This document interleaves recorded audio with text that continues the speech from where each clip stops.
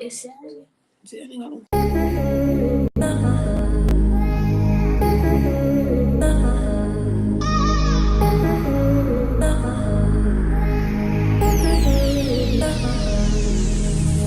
cannot really been addicted to you. All of my attention I've been giving to you. Caught up in my feelings, I got feelings for you. Caught up in my feelings, I got feelings for you. On my mind, I can't lie. On my mind, I can't lie. Pull you down till you dry. Pull you down till you dry. All the time, ease my mind. All the time, ease my mind. I know that you're dangerous, I'm addicted to you. I might rent the Lambo and go drive it like it's stolen. I've been living wild, I'm just going through the motions. Stumbling out the Uber, grab my hand, gave me the notion. Swimming in your water, but it feels just like the ocean. I can't lie, I've really been addicted to you. All of my attention I've been giving to you. Caught up in my feelings, I got feelings for you. Caught up in my feelings, I got feelings for you. On my mind, I can't lie. On my mind, I can't lie. Pull you down till you dry. Pull you down till you dry. All the time, ease my mind. All the time, ease my mind. I know that you're dangerous, I'm addicted to you. I was sipping more for 2 years straight to the face. Champagne belly bubble still won't go away. Last year my best man hit a stain with bad face. Now he's got a hell beyond the water's cold case. I wake up with pain sometime and never go away.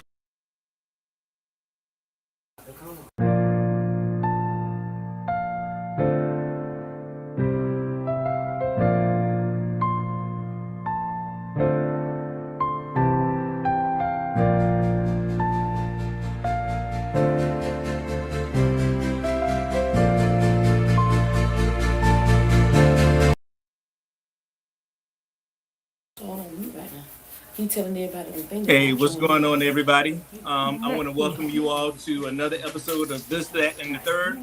This is your boy Hook. I'm here with the homie Shannon. And Shannon, it's been a minute.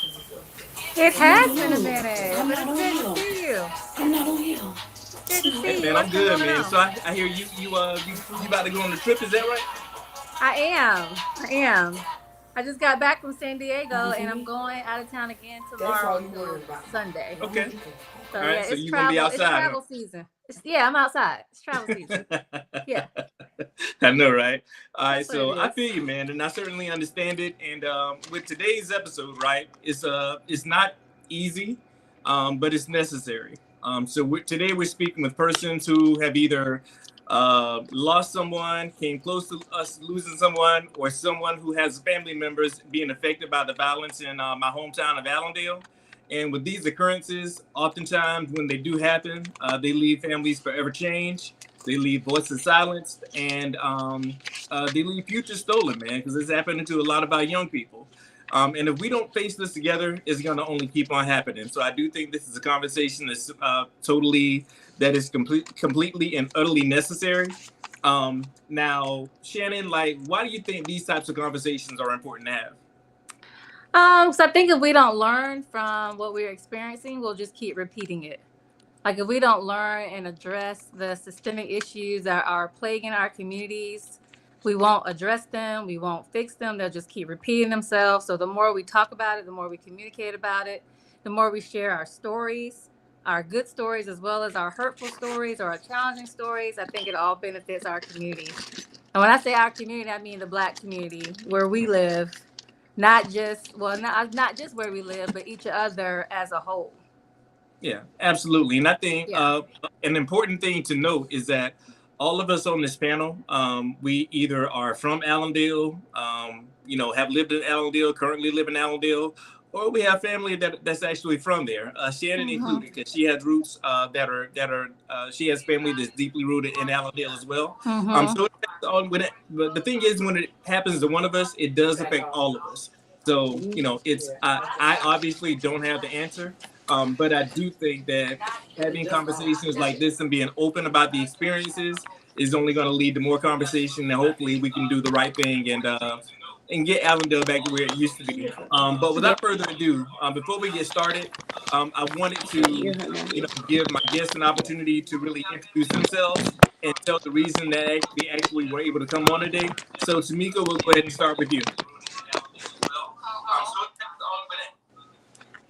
Can you hear us, Tamika?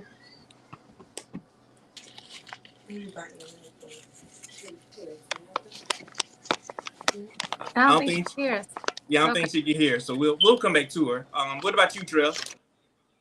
Well, I'm hoping that, with these conversations, we can start coming up with some ideas, to hopefully start trying to ratify the situation, because it's becoming way too much in such a small town. So I'm here to hopefully give some ideas and tell I my can't part. hear. Who's that? Tamika or I LaShawn? can't Tamika. hear. Okay, we got you. All right, go ahead, Trell. I'm sorry. I said, hopefully, I can tell my part, and, hopefully give some ideas as far as, what can and ways to improve the situation, and hopefully start, coming to some resolution with all this stuff that's happening down there. Allendale is way too small to be going through all these changes like this. I agree. I agree wholeheartedly. All right, and that, again, that's one of the reasons we want to have this conversation, because we want to make sure that, you know, that we really address the situation head on. I'm sorry, Lashonda, can you hear us? Shonda over there struggling with that Yeah, camera. I know. I You know she's good, girl? in struggle mode right now. Lashonda, can you hear us? All right, Lashonda, can you hear us now? Neither one of them can hear us. Tamika, can you hear us? Yes, sir. Okay, Okay. gotcha. All right, so Tamika, go ahead and introduce yourself to the people and tell them one of the reasons that you wanted to come on and have this conversation. Hi, my name is Tamika Bradley, and I'm from Fairfax, South Carolina. I got a message one day in my inbox stating that I needed to get in touch with Mr. Hook Williams from Kendra Jones. So as I text you, you wasn't my friend, so I sent you out a friend request, and you responded back. I'm here today to talk about the losing of my son, Rayshawn Shaquem Pryor. It's hurting to me. I I just thank God for every day for the strength that He gives me, and I just want to talk about my son. Absolutely. And again, I know it's hard to talk about. Obviously, I don't know what it's like to lose a child, but I can only imagine how hurtful that can be. So I do appreciate your bravery and your willingness to come on and talk to us about what you got going on. So thank you so very much. Yes, sir. All right, and we're gonna try Lashonda again. Lashonda, can you hear us? All right. She's still in struggle mode. She's still in struggle mode over there. So I'm gonna give her a call. We'll get her situated though. Okay. But in the meantime, we will go ahead and get things started. And Tamika, I'm going to go ahead and start with you. I do want to go ahead and lead with you. All right. So first things first. Again, I appreciate you coming on. Thank you so very much. But can You're you more tell than us a little welcome. bit about your son? Talk about like his name, what his personality was like. Just give us some insight into who your son was. His name was Rayshawn Shaquem Pryor. He was a twin to Raekwon Hakeem Pryor. Um, my son, he was very outstanding. He was the person that made sure that mama was good throughout anything. He went to AF high school. He also joined the job court thing in Denmark. He was just his personality was just so whelming to me. He made sure that I was good. He was very good in baseball. The coaches love him. He was a good dad to Jay Sean Pryor, which is his son. He got killed at for a month. Um, he was just like he was just like so outstanding. He also have a sister by the name of DeAndre Roberts, which she's still taking it hard just as well as I am. Rashawn was just someone that I just like. To be honest, I can't believe that I'm still here because he made sure not only me but his family was good. They can't even hear me. Oh, DeAndre can't hear. And again, it's now. Let me also ask. Hold on, you keep going in and out. Let me also ask you, LaShonda. I'm sorry, Tamika. What were like some of your favorite memories of him? I remember my favorite was on Sundays he would come and he would say he know I did not play with them calling me by my name. So he would come and joke with me about Mika. And I'd be like, who are you talking to? He'd be like, could you Mika, can you please cook me? He loved rice and gravy. Or he loved butter beans with rice. So he would come to me on Sundays and be like, Mika, you'll cook me some butter beans and rice. I'd be like, Sean, I'm not cooking no butter beans today. He'd be like, could you just cook me some rice and gravy? I'd be like, okay, but I end up cooking the whole works for him. He was not just a good dad, he was an awesome dad. He made sure not only me, but his sister, his brother, he was like our guardian, he was like our dad, and that's my son, but he just how he was. And how old was he when he passed away? Rashawn was 23. Okay.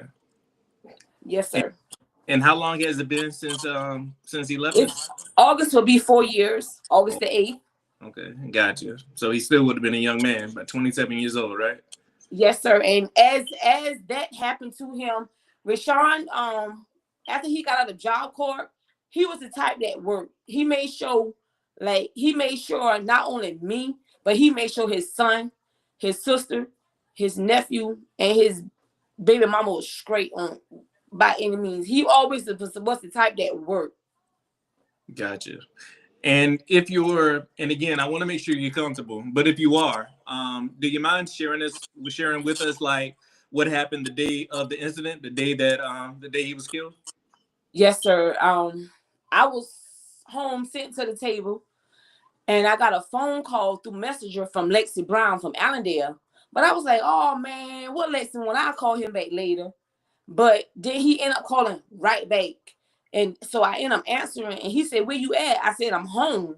He said, well, somebody just shot your son down out here in Creekwood, and it just went from there. So I called my brother, which is Ben Bradley, and his fiance, Latoya Robinson, to come get me because the phone call that we just got.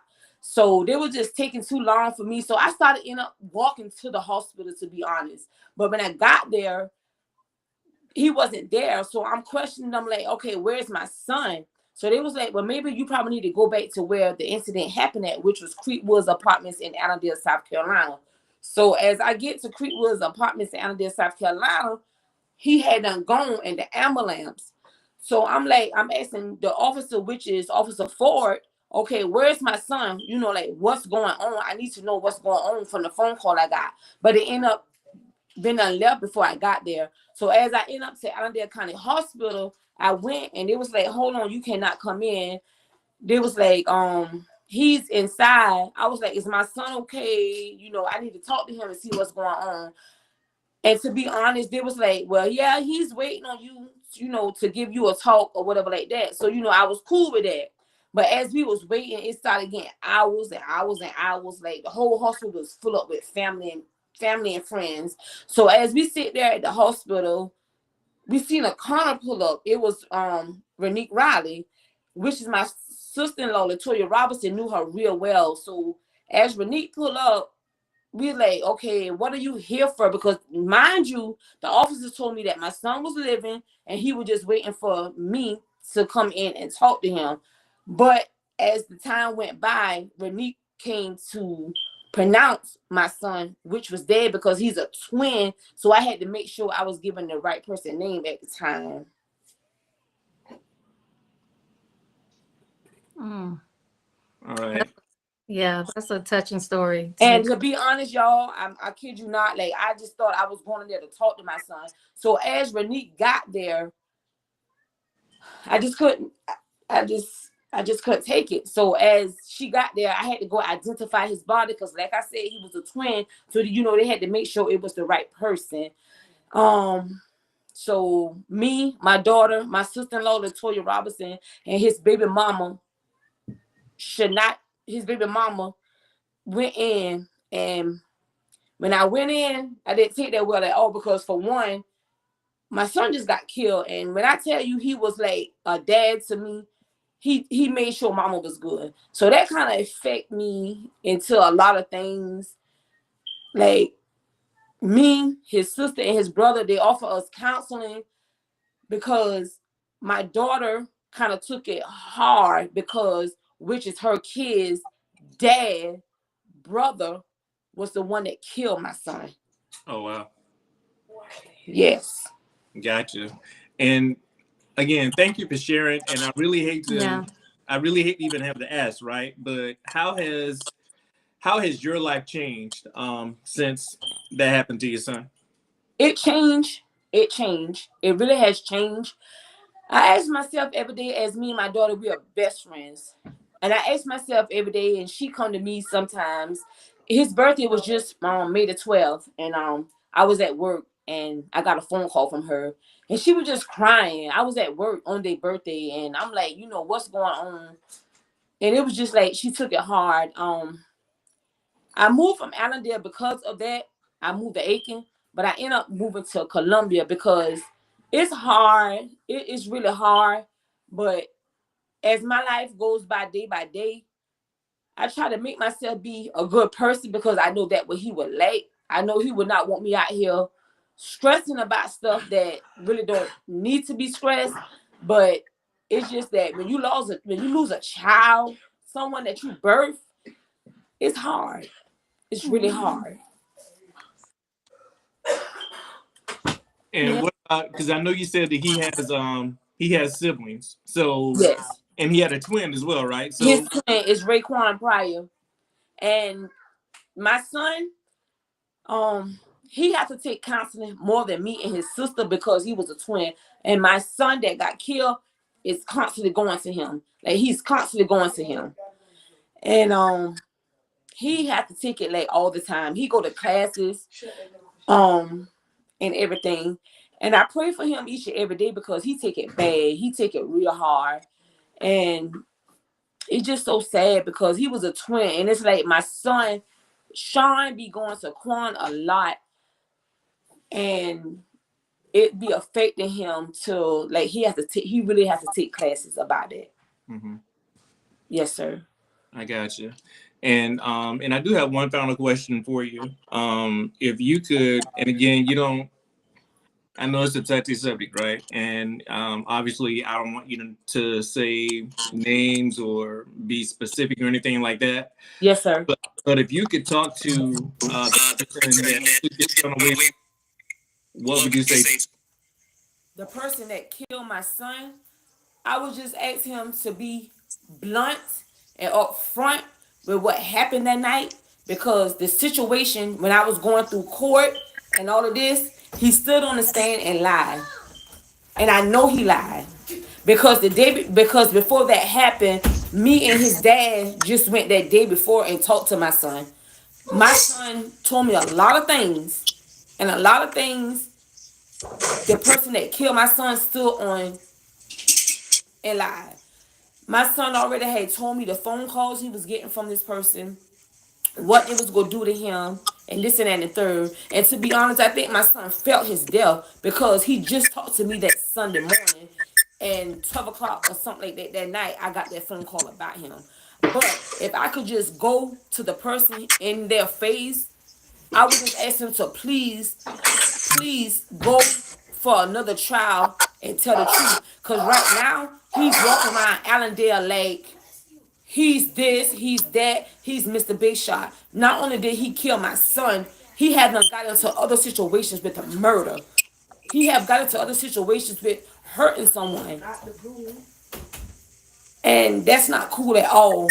I have a grandson named Jaden Capers, which is his nephew, his dad's son. I kind of take Jaden as my son, which is Sean, because Sean had Jaden's skull. So as the times go by, I kind of get with Jaden and feel like that's my son because I know how he was there for Jaden.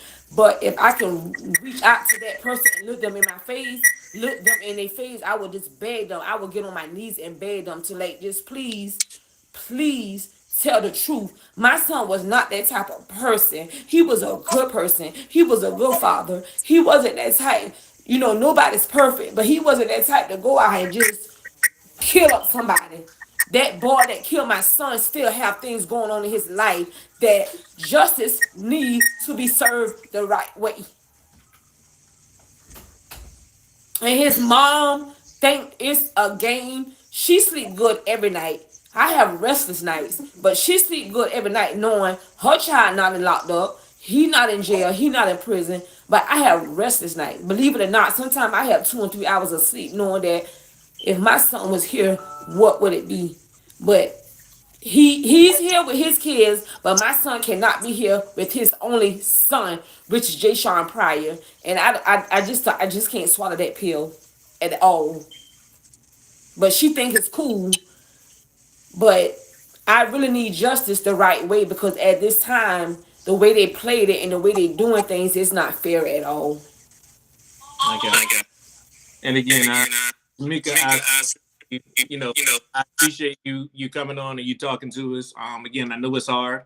Like I said, I've never personally lost a child. Hopefully, that's something I never have to experience. But I do appreciate again your bravery and your willingness to come on. And these are the things that are really important, right? Because we hear about all this violence, we hear about all this killing, but we don't even stop to really think about the lives of the people who are close to the individual that passed away, right?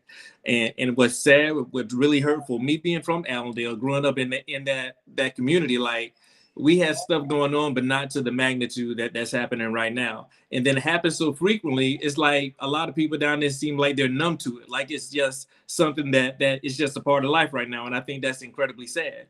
This is a young man who wasn't even 30 years old.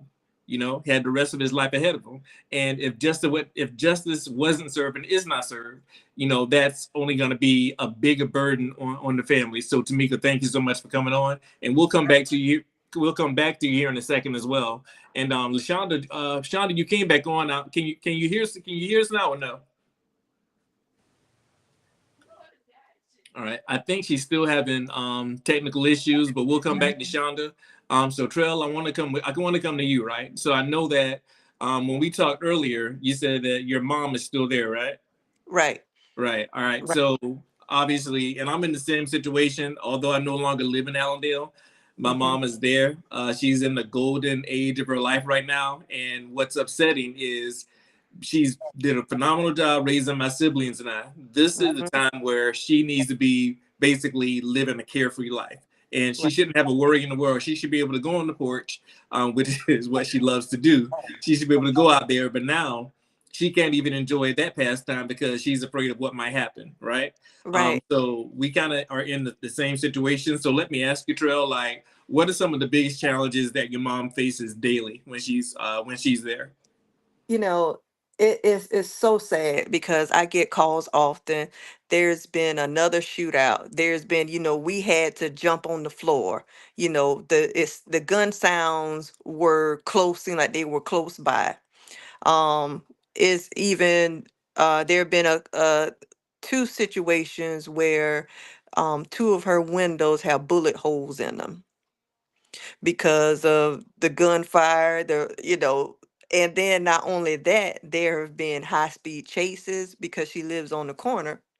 So she's experienced that with, in addition to the shootout. So it's like she doesn't have a refuge anymore. She can't enjoy the things because I remember Allendale being a refuge even for me. Like, okay, if I'm stressed out, I can always go home. I can go hang out with my family in Allendale, sit around on the porch because that was one of the pastimes. But now, okay, now even, and of course, my aunt lives across the street and she's experiencing the same thing. So when you have, my elderly mother and aunt, talking about they have to dive on the floor. There's been another shootout. They're afraid it's gonna come through and hit them in the house. Um, they can't ever do anything outdoors in peace. I mean, as far as working in the yard, anything like that, that's basically out of the question. And now when I go down there, I'm like, okay, You need to come on the inside. You've been outside long enough. I hate to be there, basically seem like I'm anticipating a shootout to happen. But that's just the reality of it. You just don't know. And I'm like, okay, I don't want to sit on the porch, which I don't do anymore. Because I was like, okay, I'm not going to be sitting here trying to run or dive down. And I said, it's just so sad. It's not like it's even like a random shootout. It's like it occurs so much now. And it's just sad. And me, of course, living across from the funeral home, I've been, you see the ends, and all the young people coming in, and more than the elderly. And I was just like, wow, this is sad. And growing up, as Hook said, growing up, I remember being outside all the time, all day long, hanging out. Me and my friends, we would be hanging out, riding around. Did not worry about being shot, even when we would hang out at the little different hangout spots. Still didn't worry about a shootout. This is totally new stuff that's happening down there. And it's just sad. Yeah, and one thing that you brought up that I did want to touch on is like back in the day when we came up, like I live in Kennedy Park. Right. You lived, in the Cross Track area. You got the pond area. You have all these different areas, right? And we could Mm-hmm. go there, but we wouldn't have any worries about, we had little, I guess, tips and I guess you can call it beef or whatnot. So we had those things, but there was never any danger really of us having to worry about, or if I go over there, I'm gonna get shot, or if I go there, the worst thing that's gonna happen is I might get my ass whooped, and I mean, Right. or jumped or something like that, right?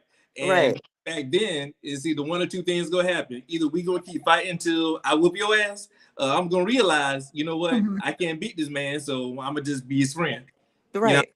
but it was never a situation where I had to even concern myself. Now, did we have shootings and everything? Yeah, but I mean, it wasn't like an everyday occurrence like it is now. No. So again, it's and being from there, that's why it's extremely disheartening. So let So me, that's what I was. One question though, just before you move on, yeah, because go ahead. I hear you guys talking about. I don't live in Allendale, and I have family there, but not necessarily in tune to the day to day.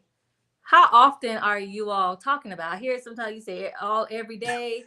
Can't sit out on the porch anymore. Like, how often You are know, you talking about these things happening? at one point it seemed it was several times a week. Oh, Yeah. So it could be multiple times in a day. It's like just random, it's not like, like during hunting season, you will hear like yeah. a shotgun. You can tell you can hear the difference between a assault style weapon and just a regular shotgun. But when you have like machine like style, going off several times throughout the day, multiple times a week,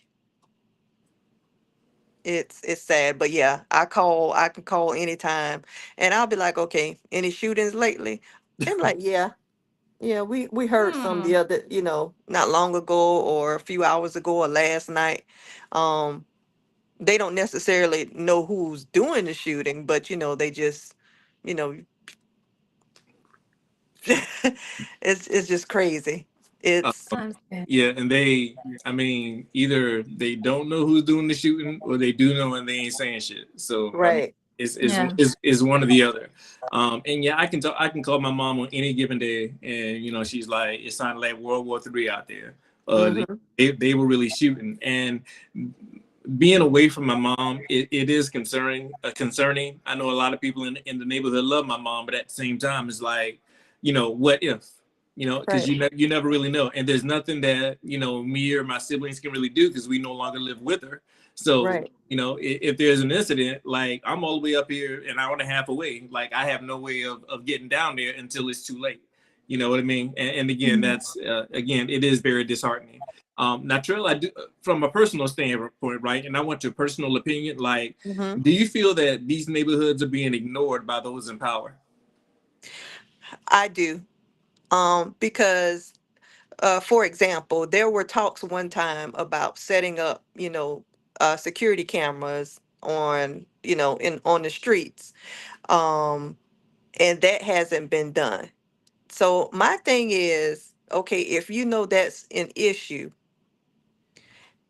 and you're trying, you know that individuals in the community, they're afraid to speak up. Okay, what's your next best option? Okay, that's it made it, it's and it, yeah, I'm sure it's more difficult than what it sounds, but if you have other areas implementing that and setting up these cameras in these public areas, that would help. I'm pretty sure hands down that would help at some point. But if you don't have the leadership that's interested in the elderly, and please don't mind my cat in the background. Don't mind. But if you don't have the government interested in the elderly well-being, then it's like, okay, you can't put this in your budget. I mean, I'm not saying you have to have like a camera, on every street in every direction, but if you have some in the troubled spots, um at least in some areas, I'm sure that could help. Just like we have security cameras at my house, my mom's house. You Mhm. got to at least at some point, if they can own up and be like, okay, you know what, we got to start coming up with some real option. Let's listen to the community and Mhm. see what the community wants. And there have been several times when people have brought up that option about cameras. Is it something they can do? It is. And I know So it's something that they can do. city But they government has just like town halls for y'all to discuss these issues. Like you say, you've heard people bring that up. Like, well, in what right. They capacity? do have I have been attended some meetings online. I have not done so in person yet. So that's one of the things I'm sure I'm gonna have to probably start participating in.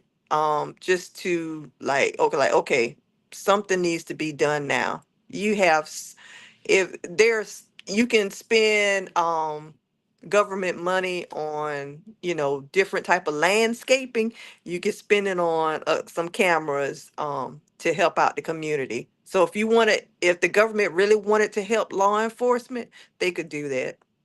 Hmm.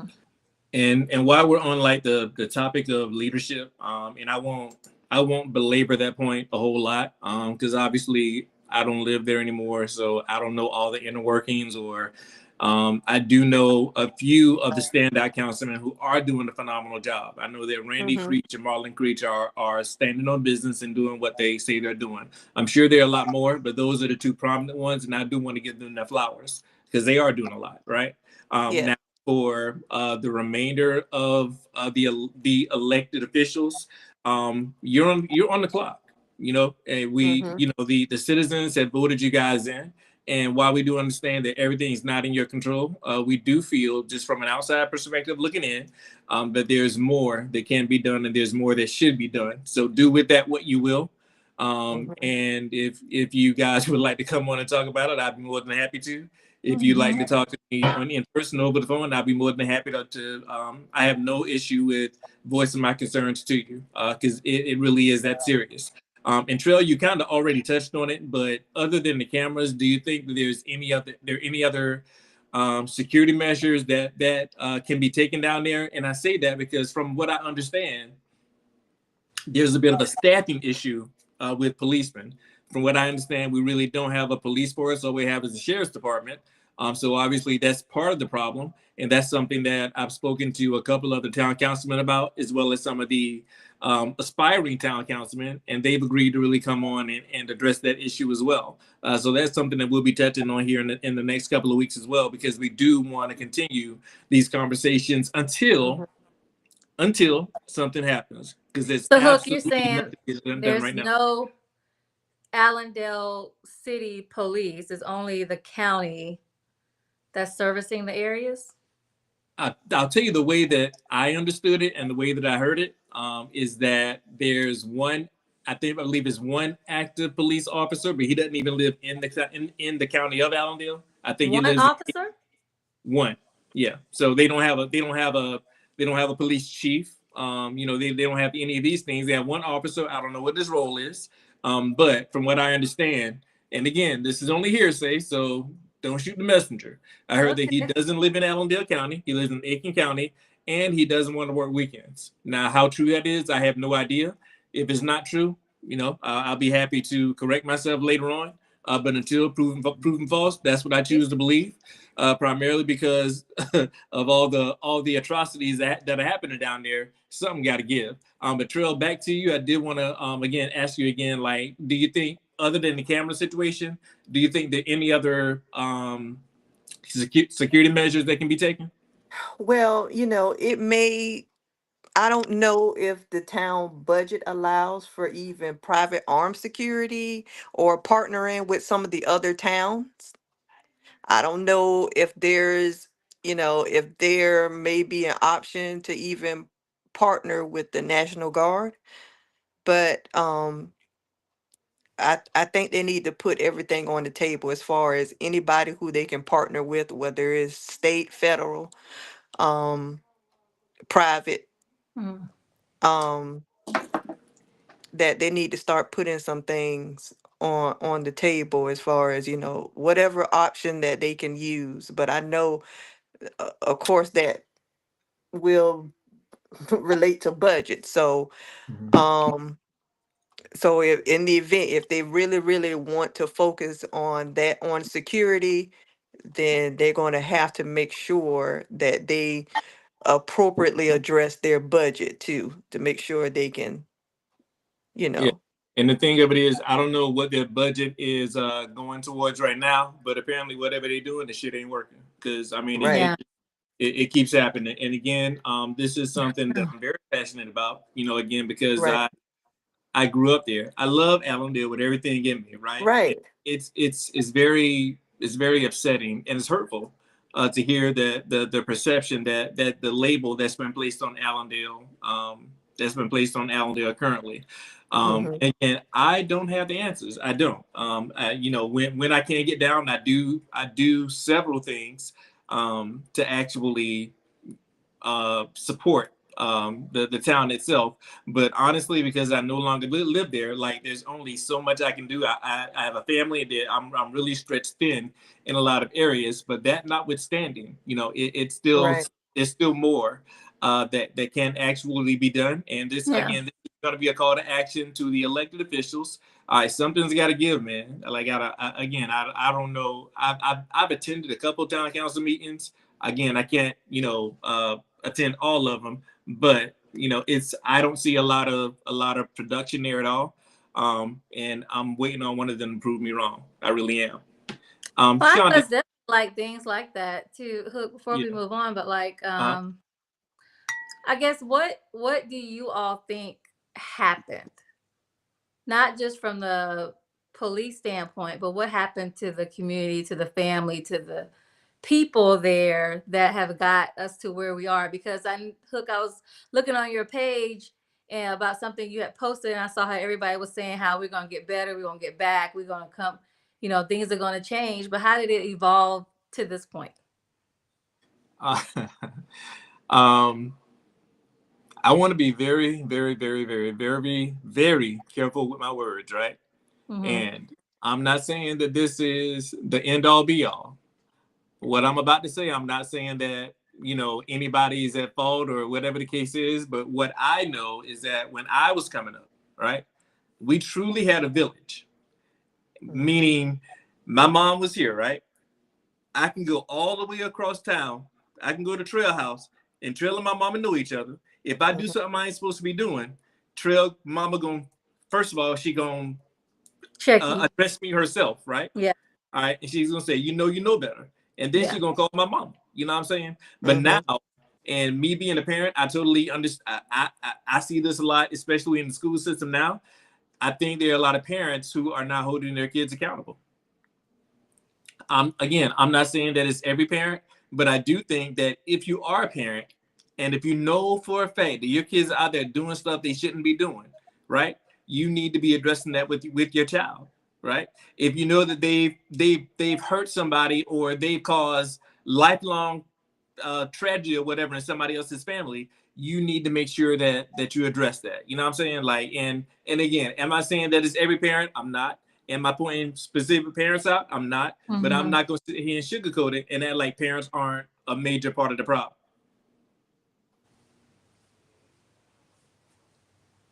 Oh, Tamika, we can't hear Yeah, you I anymore. couldn't hear you, Tamika. I'm sorry. I'm gonna inbox her and tell her she may have to Okay. back in, but I'll let her know. Okay.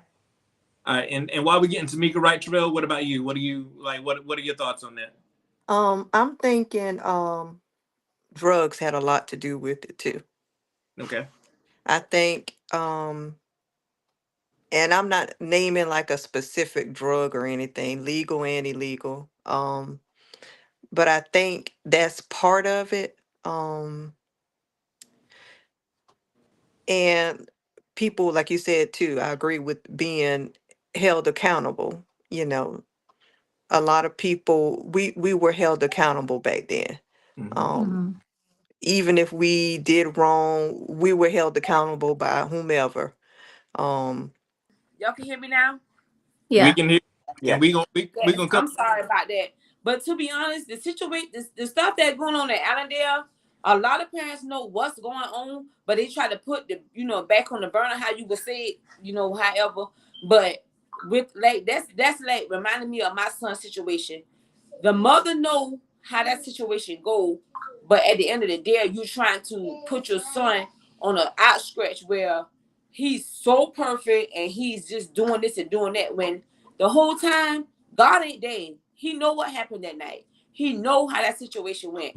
And for me to lose my son behind negativity, I don't appreciate that because at the end of the day, the mothers know half of the stuff them kids doing, but now hiding the situation of what those kids doing in Allendale, South Carolina. I Yeah, don't have nothing against Allendale. I don't. I was born and raised in Fairfax, South Carolina. But the situation that's going on now, it's a lot of mothers putting and hiding their kids from what they're doing. Nobody's perfect. But when it's dealing to me, can't get sleep and losing, like sometimes I just thank God for strength because without God, I really don't know where I would be right now. Well, we absolutely. pray to keep strengthening you. Yes, Yeah. absolutely. And something that Trail was talking about earlier, one of the things that my mom used a lot of moms used to say back in the day, right, when their child was acting up, is, all right, you keep on doing this, I'm gonna send your ass up the road. Yeah. Mm-hmm. Now, it took me I had to become an adult before I didn't even know what the hell up the road was. Like, I have no idea what you was Up talking the Because about. Ronnie road. Jackson. Ronnie Jackson. I Yeah, heard I that had no too. idea what Yep. that meant. All I knew Yep. was wherever up the road was, I didn't want to go. You know what I'm saying? So, So where is so up the road in Allendale? What's up the road? Ronnie Jackson, from my back in the day, it was Mr. Ronnie Jackson. And it was send you to Columbus to what? Juvenile justice? Yep. mm-hmm. Yeah, Okay. Oh. DJJ. Yeah, and it's like DJJ. they kept saying up the road. I'm thinking they was sending me like New York or somewhere. I had no idea what up the Okay. road even meant. Big but old but Columbia, South Carolina. right. But Uh-huh. the thing is, up the road sounded real far, and I didn't want to go. Uh-huh. All right. All you knew is it So wasn't home, and I don't want to go. exactly. So let me check in with Shonda. Shonda, can you hear us?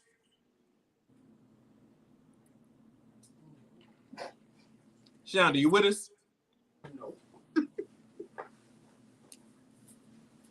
Shonda. Shonda gone. So I see somebody comment about Ronnie Jackson. So was Ronnie Jackson a real person? It was Yeah. Ronnie Jackson. That's who the parents would take their kids to. Right. And Ronnie Jackson would be the one to send them up the road, which is in Columbia, South Oh, so Carolina. that was a person. I thought it was like a institution named Ronnie No, Jackson. no, ma'am. It was the person that sent them kids Person. up the road to Yeah. Nah, DJJ. nah. Yeah. He was an institution because we've been scared. Yeah. Exactly. Right. I used to Everybody was. stay. Yeah. I used to street threaten my kids about Ronald Jackson all the time. But the thing is, So we though, don't have no Ronnie Jackson no more. We need a nah. Ronnie Jackson Jr. Yeah, we really need a Ronnie Jackson, because I mean, there's, No, you know, seriously. and again, Seriously. we had, Mr. yes, Jackson did stuff not going play. on, but the thing is, whoever was doing stuff, we knew who they were, because it was pretty much the same people all the time. But like, but they were held accountable. Like they locked them up, or they sent them away, Yes, or he they did. got kicked out of school. So they did a lot of different things that they aren't doing right now. Right. Yeah. So pretty much y'all are describing like a wild, wild west kind of situation where you don't have. Exactly. You Okay. cannot put that no more. You cannot put that no better than what you said just now. Yeah, and again, it's the reason it's so sad is because like we're from there, and it hasn't always been that way. And that's, you know, now people like, hey, I'm from Allendale. Oh, y'all killed down there. I'm like, I ain't never killed nobody. Oh. You know what I'm saying? Like, but again, that's the stigma that's kind of attached to it. And I'm gonna check back in with Shonda. Shonda, you can hear us? Let me double check again. I'm gonna say it like my mom used to say, oh, Shonda. Hello. Can you hear me? Yes. All right, can y'all hear Shonda? Yeah. All right, Yeah. perfect. So Shonda, we finally came back to you, right? And I just have a couple questions for you, if you're okay. You good? Yeah, but you going in and out. All right. I'm gonna try to be as clear as possible. So I'm gonna ask you, Shonda. Like, I know that there was a situation that happened with your son. He fortunately was not killed, but he was a victim. Correct. Can you share what happened that day with your son? Okay, this was on Saturday, October the 27th, 2018. I wasn't even in town. I was in Columbia, South Carolina at a Shriners Ball. And I put my phone down to get in line to get my food. By the time I got back, I had like approximately 15 missed calls, numbers that I didn't even know. So I saw I had a missed call from Fairfax Police Department. So I called the number back, and the officer said to me that your son been shot. And I said, my son was shot. He said, yeah, you need to get to the hospital now because it don't look good. And I was like, oh my God, how much?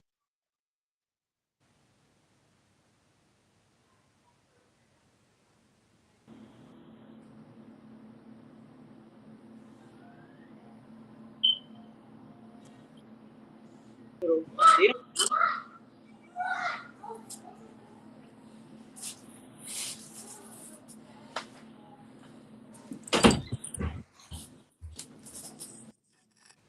We lost her again. In the hospital. Oh.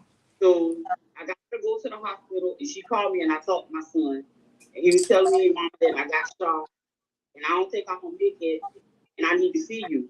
And I'm saying I can't be there because I'm in Columbia, and I'm not gonna make it to you in time. And then she snatched the phone from him, and she said he's okay. They getting ready to wait on the helicopter so they can send him to MCG. So the lady that I came to the ball with, I asked her, could she take me to Augusta? I couldn't even focus to figure out how to get from Columbia to Augusta. Mm-hmm. That's just how messed up I was. Mm-hmm. I was hungry. We didn't lie. I didn't even get my food. So I jumped up, walked out. Everybody, I guess they noticed that something was going on with me, and they came behind me. So we ended up leaving. By the time I did, went to the wrong hospital. Then we got to the right hospital. They had already gone took him back in surgery, and it seemed like it took an eternity. And then they finally came out. The lady asked for me, and I got to see my son.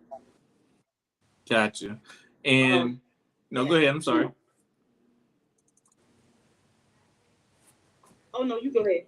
All right. So, all right, and you pretty much told me like what kind of went through your mind when you first heard it. So, since that happened, how did this experience change you as a parent?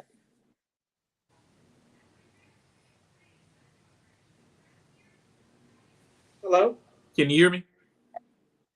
Yeah, you faded out a little bit. I'm sorry. I was Had an asking experience. how did it change you as a parent? It changed me as a parent because he was shot in an apartment complex, Pinewood Apartments. There were people out there when that shooting happened. Not nobody called the police. Not nobody called EMS. My son had a strength, been shot 4 times. 3 of the bullets was an AK-47. One of the bullets was a 40 caliber. And I always told him, when you in an unfamiliar place, you back into the driveway. You don't pull into the driveway because they came from around the building and ambushed the truck, shooting at somebody that was in the truck. And 2 other people besides my son had got shot. But it just angered me for people to know what happened and didn't call for help for them.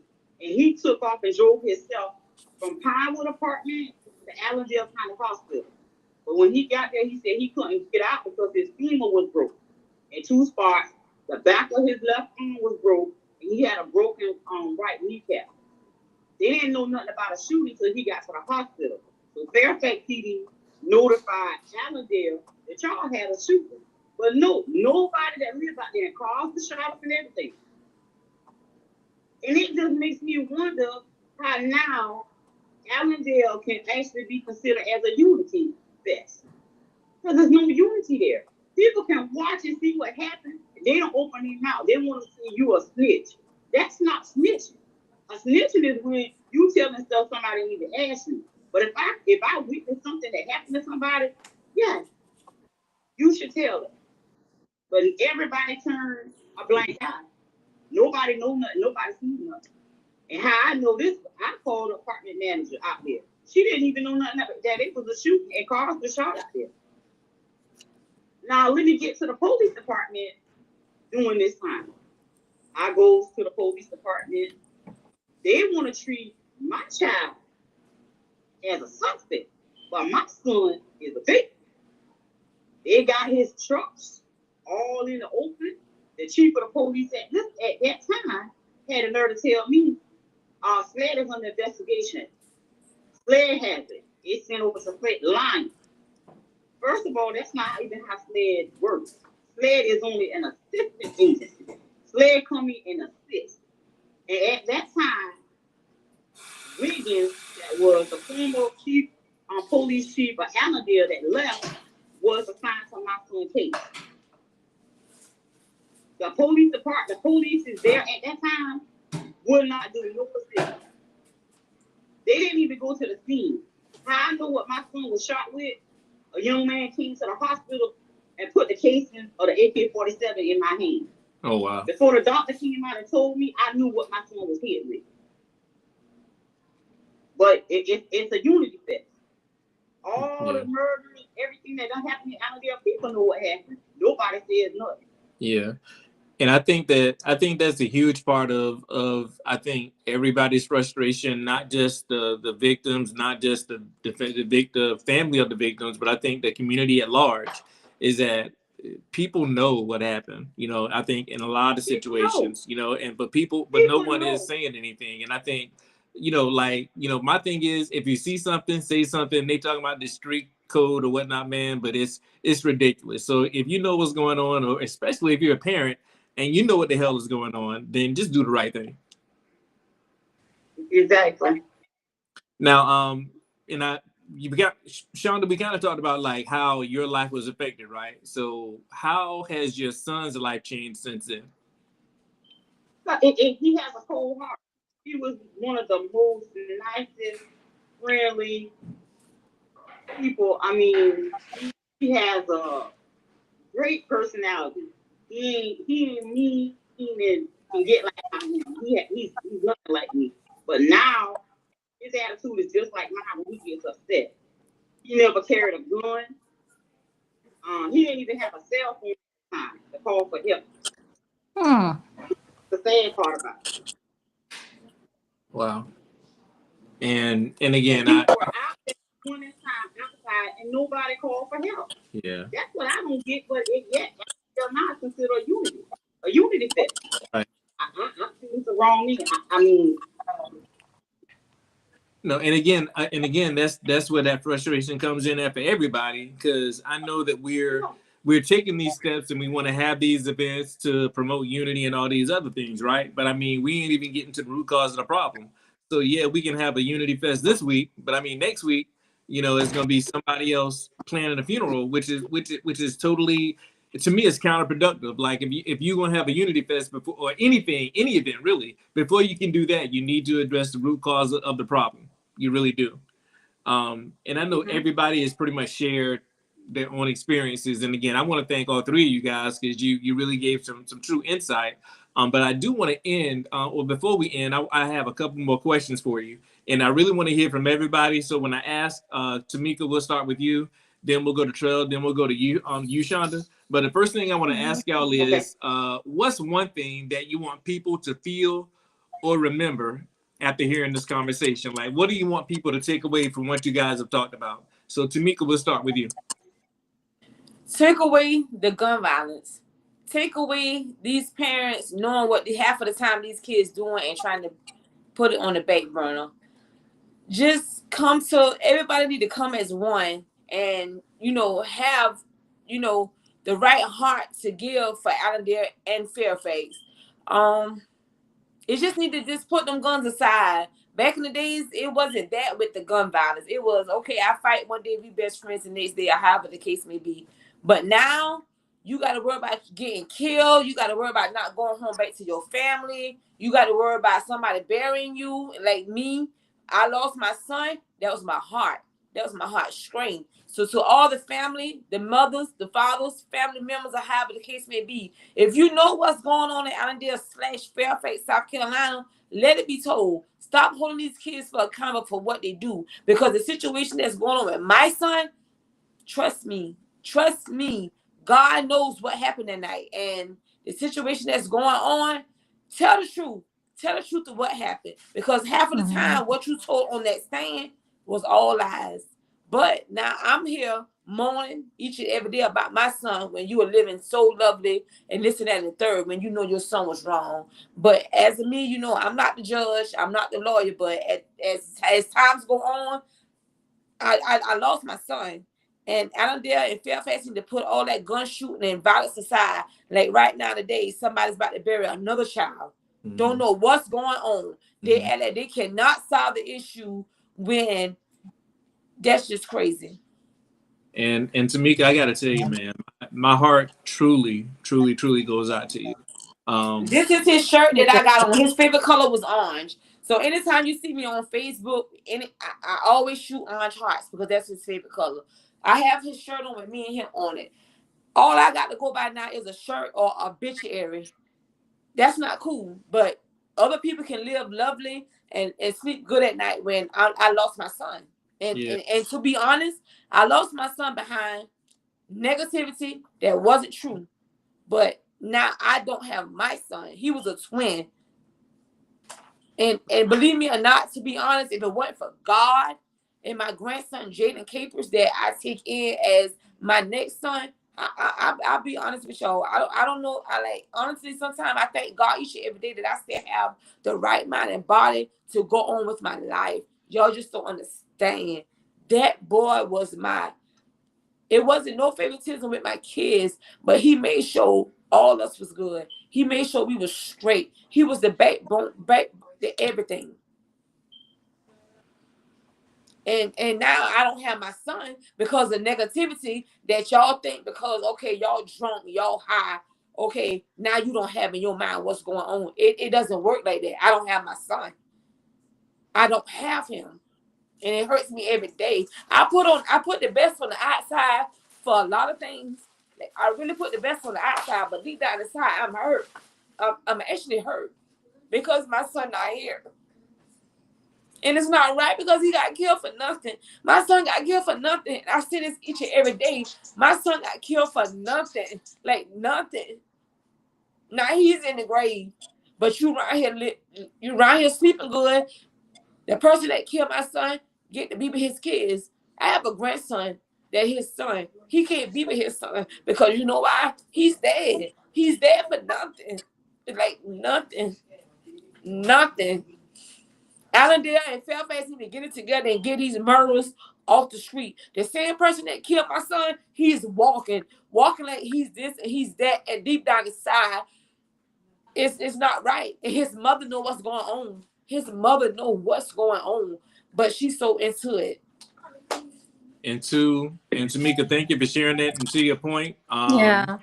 what I do know about violence and guns and stuff like that, if you continue living that life, you know what I mean? If you know your child is living that life, you know, the same way that you're hurting right now, Tamika, it's only a matter of time before that other parent is in that same situation. And I'm It's sorry to say nothing it. like I'm it's sorry going to to say it. end. I just hope it happened. I'm so sorry, but if I can't be satisfied and I moan each and every day, I have black rings around my eyes. I have black rings around my eyes because I cannot sleep. Sometimes I cannot even sleep knowing my son is not here.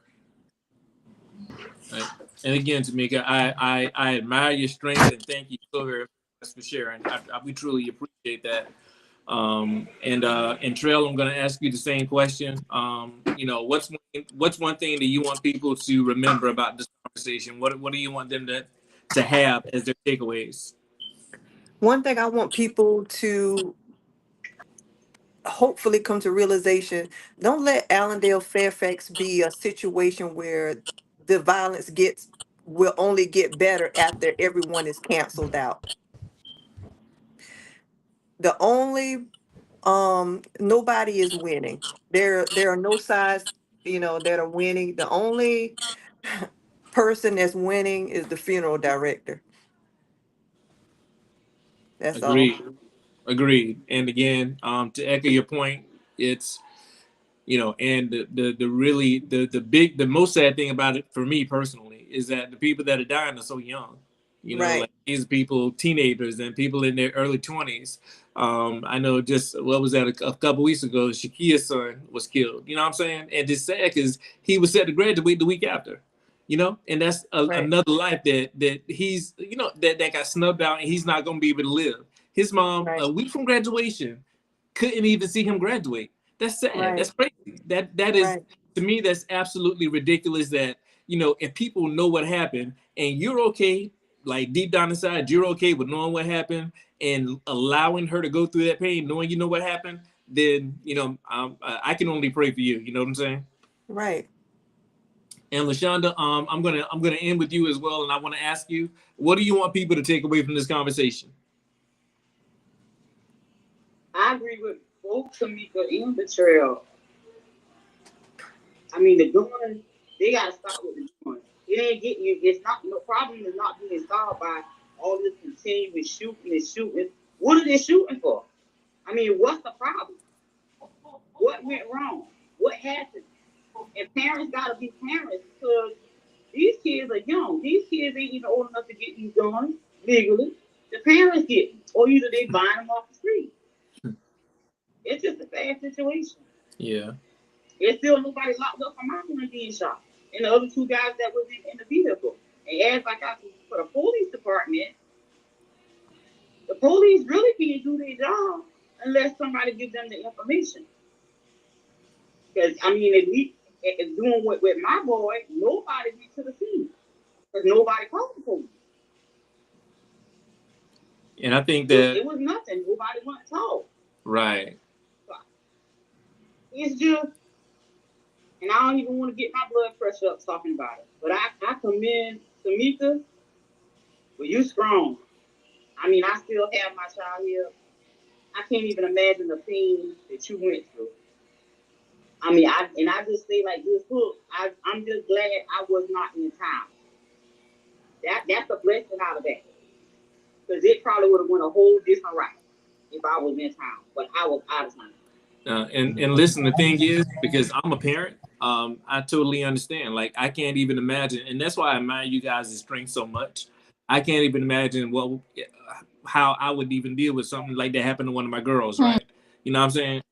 And it's like like I know there's a sense of anger, there's a sense of resentment, and one thing I'm gonna do is I'm gonna protect my kids, like regardless of what. Like I really don't care what happens. Exactly. If my kid's life is in danger, I don't care what happens to me. Like at this point, I've been on this earth almost 50 years, So whatever bit of life I have left, if I can give up my life to make sure my kids' lives are secured, I have absolutely no issue doing that. And you don't know, like something when you what I, it's I've never lost a child, but what I do understand is that when it comes to your kids, like it don't matter. Somebody can be picking on them. Somebody can when your kids are hurt, you're hurt. You know what I'm saying? So that's just it's just one of those things, man. I really can't even fathom what you guys are going through. But again, this is the everyone's, you know, again, like everyone's strength. I do admire that.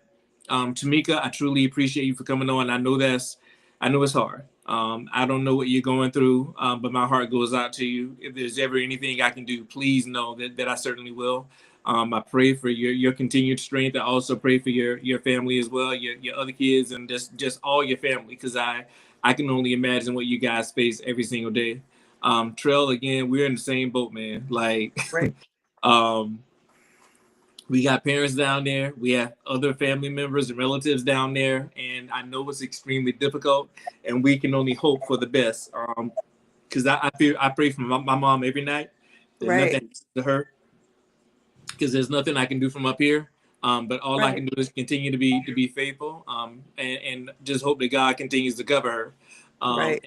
Lashonda, I not just you, but also your son. I can't even having to endure something like that.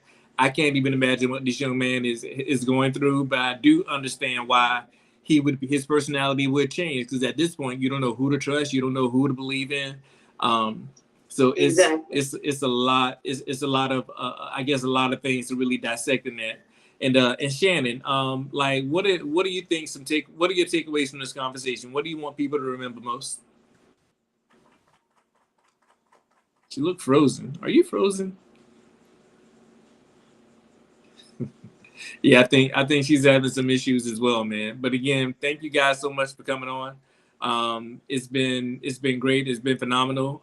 We are going to continue. I don't know what I'm going to call it yet, but for the foreseeable future, my podcast is going to be focused on veteran Allendale, right?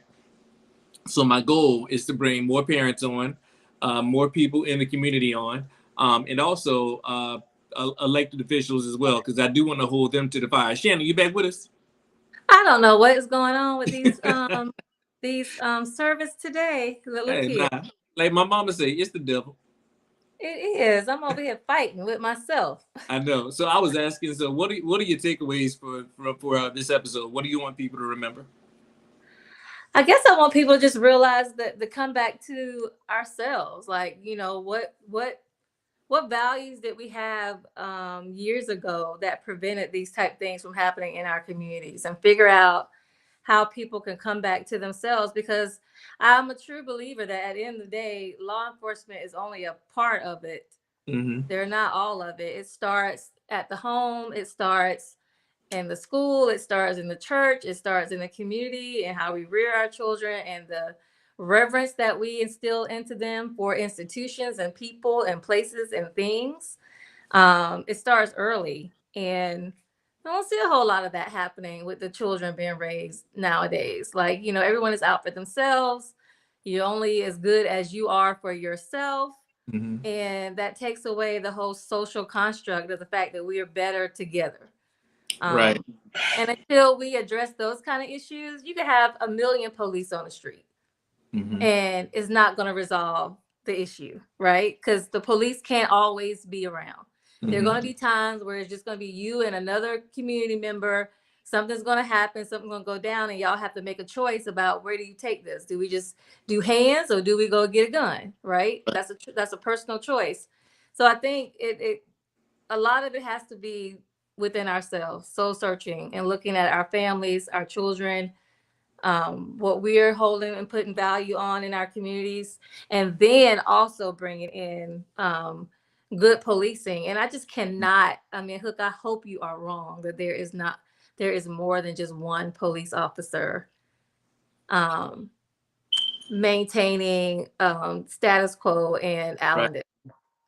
Yeah, and I hope I'm wrong as well, but I got it from a A reliable source. pretty reliable source. They haven't Yeah. steered me wrong yet, so it's they say I it, I just believe it, right? my mouth dropped wide open when you said Yeah, that, because I'm yeah. like, so pretty much what you're saying is you have a lawless society. Essentially, yeah, yeah. Like Yeah. I know that you said the Wild Wild West, but that's what it was. Like there's Hmm. really there's no it is lawless, and and again to end like what's really concerning is that you have Barnwell over here, you have Hampton over here, Allendale stuck in the middle. These towns are progressing. You see progress there. You don't see Hmm. a lot of what we have going on, right? And Mm. it's like we're just in limbo. We stuck in the middle, and that's Yeah. very concerning because how can these two towns who were in between, same socioeconomic situation, how can they Hmm. prosper but we aren't, right? And, That leads me to my next call of action, right? I think it starts with one, leadership, right? hmm. So for elected officials, do your damn job, right? You will put in place to better the community and do a lot and do bring good to the town. Do it. Otherwise, when election time comes around, now because I know a lot of people personally who are one guy in particular who's vying for a position, and I know he do a good job, but but citizens are so concerned on voting the same people in. You got to you got bring some new blood in, give these people a chance to yeah. see what they can do. Yeah. Right? So elected officials do your job. Next, parents, right? If you know your child is out there doing something, hold their ass accountable and do whatever you got to do. I understand you love your child just like the next man, but you might love your child, but if your child took somebody else, you don't love your child no more than that parent loved their child. You know what I'm saying? So you need to make sure you're doing the right thing, and that's in all seriousness, that's what really needs to happen. I understand, you don't want to hold your child accountable, whatever the case is. But if your child is out there doing dirt, when you play in dirt, you get dirty. Hmm. And that's really the bottom line. So parents, do your job as parents. Don't be so concerned with being your child's friend. All right, because I tell my girls all the time, I ain't your friend. Like I'm cool, Mm-mm. we can hang out, we can have a good time, but when it comes down to it, a parent got to be a parent. And I don't sometimes have. it means Yeah. having tough Yeah. conversations with your kids, and sometimes your kids gonna hate your ass, which is fine. It's I'm only doing it for your benefit. And Well, I again, saw in the comments somebody said the parents are actually scared of the children. yeah, and They're scared. that's what it seems like. But you got to understand, it might be this parent today, it could be you tomorrow if your Hmm. child keeps going down that path. So you got to be careful. And the last one is going to be the community, right? See something, say something. If you know who's out there doing it, if you see it, don't be afraid. It's not snitching. It's about bettering the community. Because if these perpetrators are not held, accountable, it's only going to keep on happening. It's not going Yeah. to. It's going to continue, and it's going to get to the point where it's bad now, and if nothing happens, it's only going to get worse. You know. And I love going home, but if I feel that home ain't safe, it's gonna be tough for me to get down there and see my mama. You know what I'm saying? And that's one thing that people ain't even understanding. And it makes people, even those of us who moved away who want to do things, like if we don't feel we're getting the support we need, or if it seems pointless, like why am I gonna take my time away from my family to go try to better a community that don't want to better itself, right? So, and those are the three entities that I want to hold accountable. And again, we're going to continue this entire conversation, right? So in Hmm. a couple of weeks, we'll be back, and we'll be getting out the promotions and stuff like that to let you know exactly what we'll be talking about. But in the meantime, town council, parents, community, Yeah. I'm holding y'all accountable. So Amen. again, Mika, thank you so very much for coming on. Yeah. Again, truly admire your strength, your bravery. It means a lot. And as I said, anything I can do, please let me know.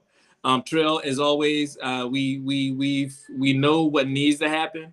I know it's disheartening. I know it's concerning with your mom being there, my mom being there as well. But we have to keep the faith. And Right. obviously, when things come about, we need to make sure that the things that we are able to do, that even remotely, that we continue doing whatever we can to make sure that our parents are okay. And LaShonda, again, I appreciate your bravery as well. I'll definitely pray for you and your son's continued strength. I can't imagine how hard that can be for both you guys. But as always, if you ever need an ear, I'm here for you. So again, thank you Same. guys so much. I really appreciate you coming on. Audience, thank you for the comments and everything. Join us in a couple weeks, man, because we're gonna keep this thing rolling until we get things right. So until next time, we'll see you. Tiger Pride. Thank you. Bye.